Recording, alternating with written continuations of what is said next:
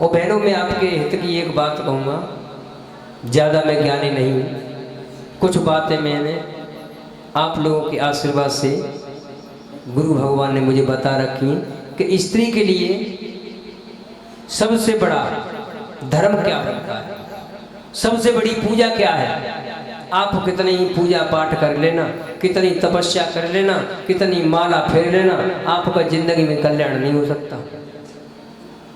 क्योंकि हमारे बाबा तुलसीदास ने रामायण में लिखा है स्पष्ट, उस बात पे ध्यान दे लो तो आहा परम गति को प्राप्त होगी, मेरे प्रभु को प्राप्त हो जाओगे आप। लिखा है उन्होंने क्या कि सादर सासो ससुर पति पूजा, जासे बड़े के धर्मन दूजा।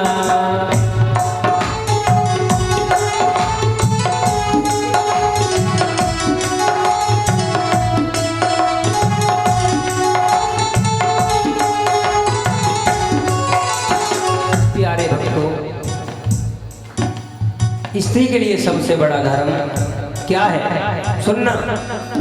सादर सासो ससुर पति पूजा, जासे बड़े के धर्मन दूजा।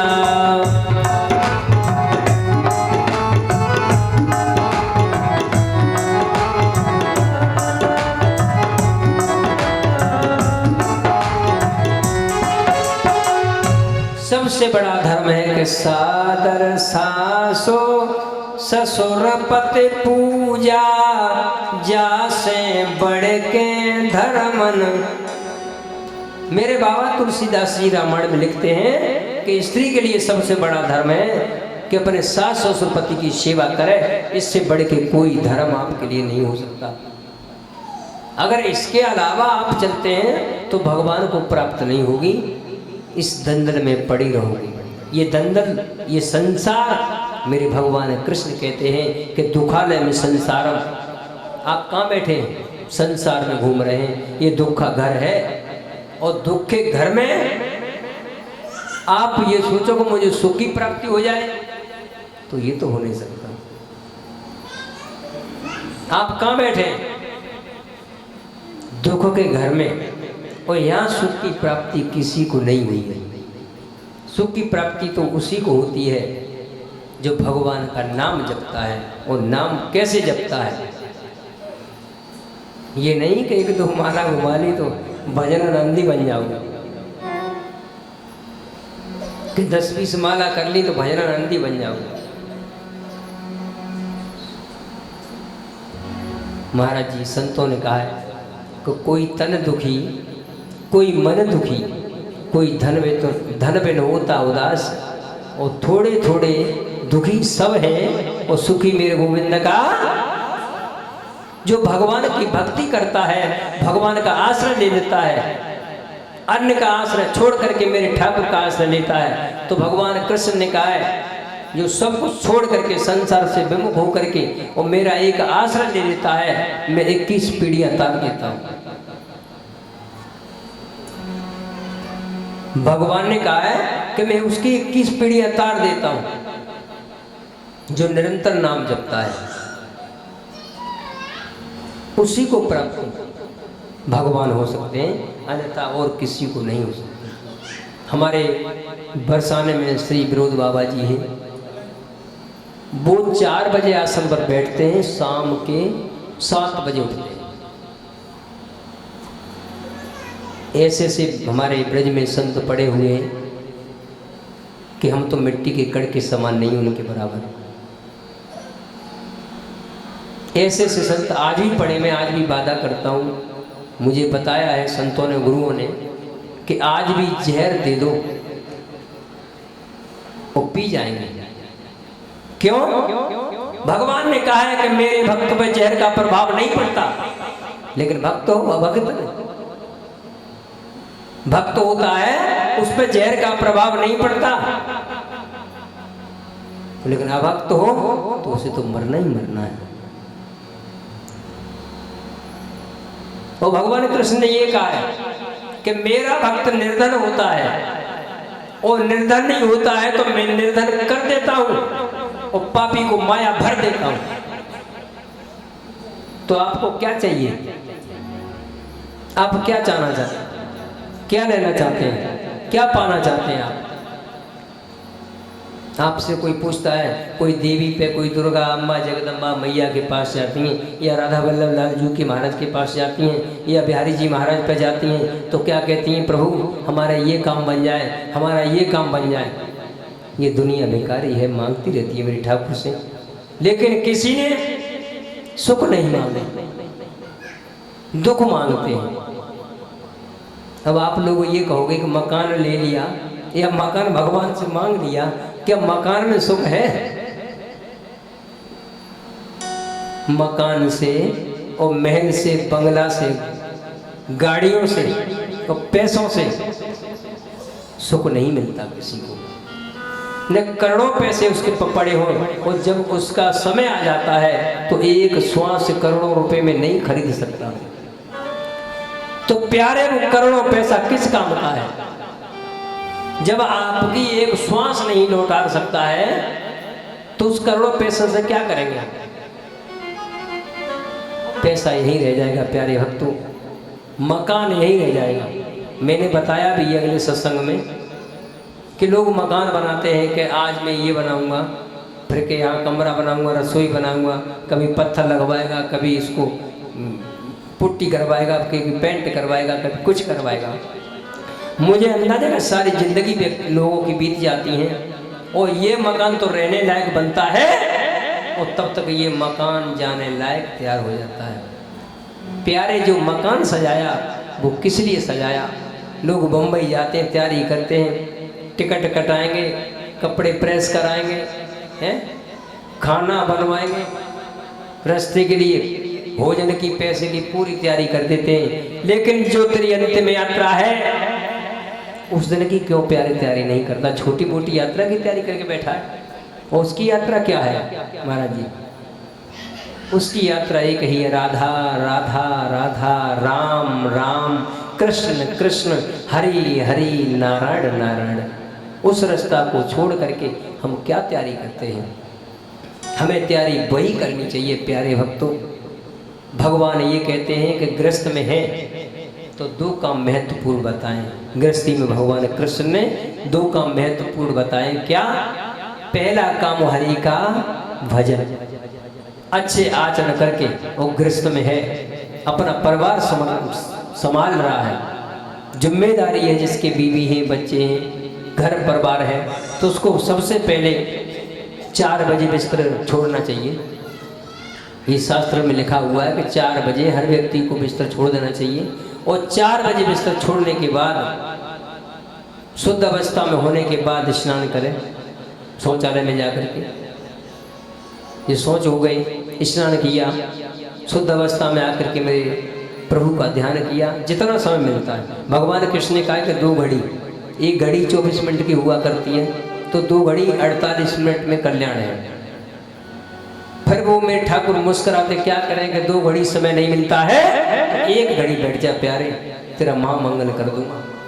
24 मिनट। और फिर उन्होंने कहा है कि 24 मिनट नहीं बैठ सकता है, तुझे ज्यादा भागम भाग है, ड्यूटी से उठ नहीं पाया, लेट हो गया, अन्य परेशानियां तू बता रहा है, तो मात्र आधी घड़ी 12 मिनट। और फिर भी भगवान ने हंस करके कहा कि तू आधी घड़ी नहीं तो पुनः आधी घड़ी यानी 6 मिनट में जीविका कल्याण है। लेकिन हम बैठ नहीं पाते हैं भगवान के लिए, भगवान में मन नहीं लग रहा है। क्यों? बुरा मत मानना, अच्छा मार्ग हमें अच्छा नहीं लगता है, क्योंकि अनंत जन्मों से हमने पाप किया है। और जब पाप का प्रभार जब पड़ता है ना, पाप की जब मार पड़ती है, तो हमें सत मार्ग बुरा लगने लगता है, वही अच्छा लगता है। उसी को हम अच्छा समझ बैठे हैं। तो प्यारे भक्तों, मैं ये नहीं कहता कि तुम निरंतर नाम जपो, क्यों निरंतर? तो कामी क्रोधी लालची इनसे भक्ति न हो, और भक्ति करे कोई सूरमा जात वर्ण कुल होय। भक्ति कोई सूरमा किया करता है, जो कोई भगवान की कृपा पात्र किया करता है, गुरु की कृपा पात्र होती है भक्ति। और जिसने गुरु को न जाना वो भक्ति कर ही नहीं सकता प्यारे भक्तों, ये आप लिख लेना। जिसने गुरु के चरणों में प्रीति नहीं लगाई और गुरु से प्रेम न जगा, मेरे ठाकुर राधा वल्लभ लाल जी या बिहारी जी महाराज के मंदिर में जाकर के और आपने एक आंसू नहीं डाल पाया, मैं प्रभु के रूप को नहीं निहारा, तो मंदिर जाना बेकार है। लोग देखते हैं कोई फोटो खींचता है जाकर के, अरे प्यारे फोटो इस शरीर का ढांचे का क्या खींच रहा है, क्या किसको दिखाएगा तू। हम जाकर के फिर फेसबुक में डालते हैं कि बिहारी जी गए, राधा दामोदर गए। अरे दिखा के प्यारे क्या करेगा, दिखाने से नहीं होता है, तू अंदर उनका बन जा। और जब तू अच्छी तरह बन जाएगा तो संसार जान जाएगा। हमारे बाबा सूरदास जी तिलपत वाले जान जानता है, विदेशों में मेरे बाबा का नाम है। 5 वर्ष की अवस्था में मेरे बाबा ने और भगवान कृष्ण और राधा रानी के साक्षात दर्शन किए। और दर्शन हुए तो बाबा के नेत्र नहीं थे, और कन्हैया जी कहने लगे बाबा तूने पहचाना मैं कौन हूँ। बाबा सूरदास कहने लगे प्रभु मेरे तो नेत्र नहीं, मैं भला कैसे देख सकता हूँ। तो भगवान ने आंखों नेत्रों पर ऐसे किया तो नेत्र पुनः भाई प्रभु के हाथ लगाते ही ओहो उनके कोमल नेत्र हो गए, उनको दिखने लगा। तो क्या देख रहे हैं बाबा सूरदास जी, भगवान का कभी मुकुट देखते हैं, कभी मुरली देखते हैं, कभी भगवान का जूड़ा देखते हैं, कभी पगड़ी देखते हैं, कभी मोर जो पंख लगा होता है मोर मुकुट उसको देखते हैं, कभी मालाएं देखते हैं कि मेरे ठाकुर के गले में माला कैसी पड़ी हुई है। ओहो विभोर हो गए, उनको खुद को ये पता नहीं कि मेरा तन कहाँ पर है, इतने विभोर हो गए ठाकुर में। फिर पीछे खड़े होकर पीछे से देखते हैं मेरे ठाकुर कैसे लग रहे हैं। भगवान बोले बाबा क्या क्या हुआ, जवाब दिया, उन्हें पता ही जवाब ही नहीं दे पाए। तो भगवान ने फिर कहा कि बाबा मांग लो, क्या मांगना चाहते हो। उन्होंने कहा ठाकुर मैं कुछ नहीं मांगना चाहता हूँ, मुझे वरदान दे दो। जवाब दिया मैंने दे तो दिया, मैंने तुझे नेत्र दे दिए।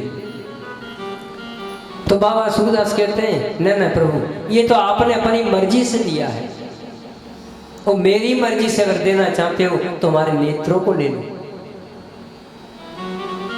बाबा सूरदास जी क्या कह रहे हैं कि हमारे नेत्रों को ले लो, ये दे दो। धन्य उन बाबा को। संत श्रोमणी श्री श्री 1008 श्री किशोरी शरण महाराज जी के चरणों में प्रणाम करता हूँ कि उन्होंने हमें सिखाया। आज उनके शिष्यों के शिष्य शिष्यों के शिष्य आज हमें यहाँ राधा वल्लभ नाम मिला, अपने जीवन को धन्य समझते हैं। जो ये बीच में देख रहे हैं श्री श्री 1008 श्री ललित किशोरदास महाराज वृंदावन वाले, ये पल भर में लाखों कोस की यात्रा करते थे।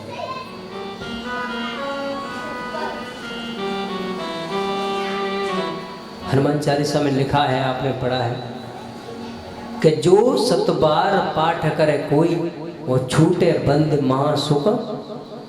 महासुख किसके लिए होना है, महासुख की प्राप्ति करनी है। सुख अलग हुआ करता है, महासुख अलग हुआ करता है। तो महासुख की प्राप्ति हनुमान चालीसा में बाबा तुलसीदास ने स्पष्ट लिखा हुआ है कि 100 बार पाठ करता है हनुमान चालीसा का या श्री हित 84 का। ध्यान रखना ग्रंथों के ग्रंथ सब अलग अलग हैं, लेकिन सब में प्रभु तत्व देखेंगे तो एक ही है, लीला अनेक है। लीला अनेक है कि जैसे आपको लग रहा है कि हम स्त्री हैं, इनको लग रहा है हम पुरुष हैं। अज्ञानी लोगों को ये लगता है लेकिन ज्ञानी लोगों को केवल तत्व एक ही दिखता है कि जीव आत्मा सिर्फ एक ही है। ये लीला में भगवान ने दिखा दिया है कि ये स्त्री है, ये पुरुष है, वो शिव है, वो नारायण है, वो राम है, वो कृष्ण है, ये लीला में। लेकिन तत्व को पहचानना ये गुरु के चरणों में बैठकर के ही बिरला सीख पाता है। मेरे ठाकुर का तत्व एक है, इसलिए कहा गया कि संसार का मालिक एक है। हाँ, लीला में अनेकों रूप बनाए मेरे ठाकुर ने, कभी कुछ बन बैठे, कभी कुछ बन गए, लेकिन इतना गांठ में बांध लेना, लिख के रख लेना कि संसार का मालिक एक है और हम उनकी सृष्टि में हैं, हम उनके अंश हैं। कोई साधारण नहीं, मैंने सत्संग में बताया है। और सब लोग जानते हैं कि भगवान के अंश हैं, लेकिन भगवान के नहीं होकर के हम दूसरों से प्रीति कर रहे हैं। जो मार्ग हमें नहीं पकड़ना चाहिए उस मार्ग पर जा रहे हैं। तो प्यारे भक्तों, मैं तो सबसे ये कहता हूँ कि ये वृंदावन धाम है, इसमें हमें अगर 1 घंटा कीर्तन में बैठ जाते हैं, भगवान की चर्चा सुन लेते हैं। आप मैंने पहले बताया था कि 1 बार राधा बोलो और 100 बार कृष्ण बोलो, बराबर फल मिलेगा। जैसे ही वृंदावन के बाहर बैठ करके भगवत चर्चा सुनना 100 बार, और वृंदावन में बैठ करके 1 बार सुन लेना, परमानंद को प्राप्त हो जाओगे। ये वृंदावन धाम है, मैंने बताया सृष्टि में नहीं आता है, ये हमारी श्री जी का एक अंश है। बोली श्री वृंदावन धाम की जय, श्री लाडली जी महाराज की जय।